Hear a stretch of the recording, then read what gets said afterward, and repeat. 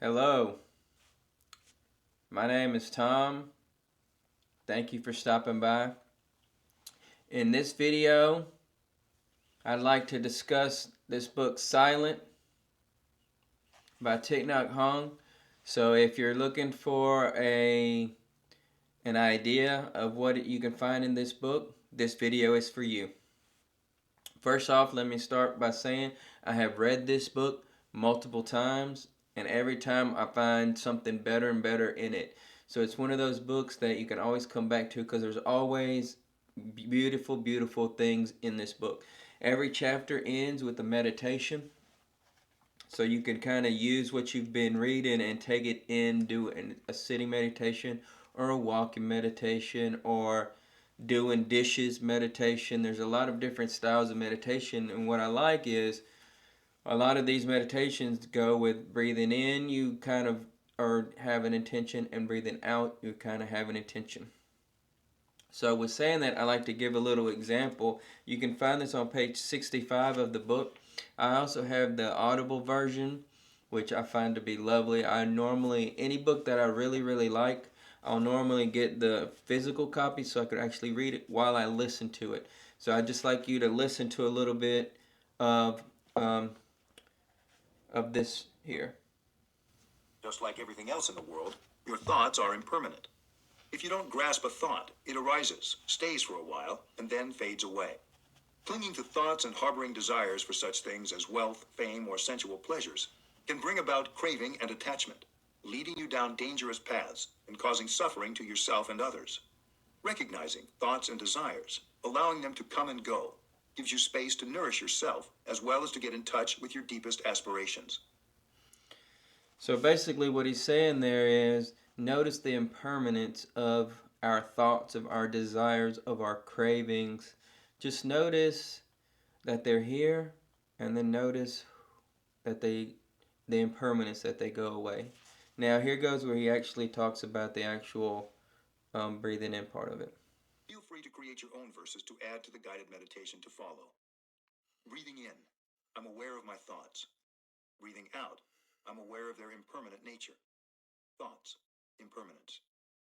Breathing in, I'm aware of my desire for wealth.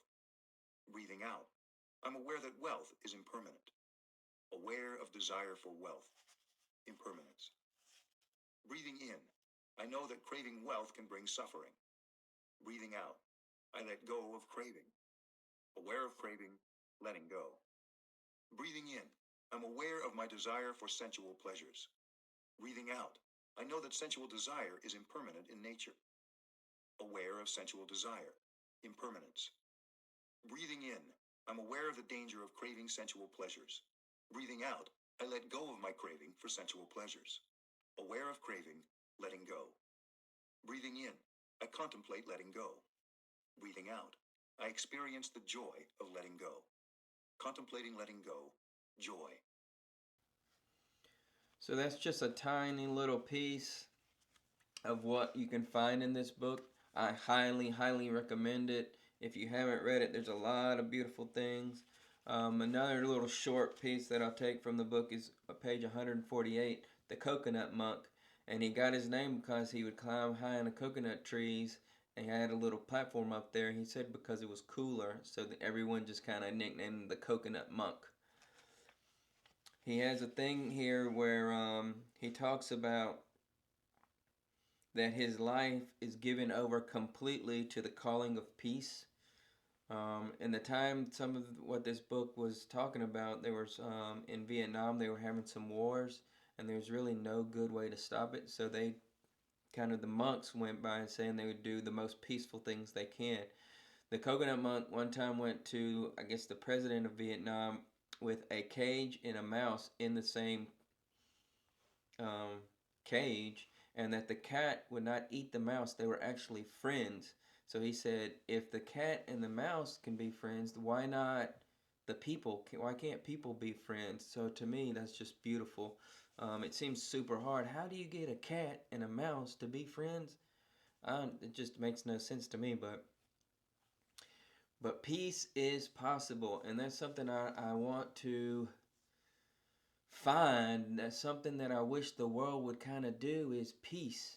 Here in front of me, there's a lot of peace, but I know in other parts of the world, peace is not there. They don't have any peace, so it's very hard for them. Do you have peace where you are? Are there people, are you constantly in fear of someone coming, of there being a war where you are?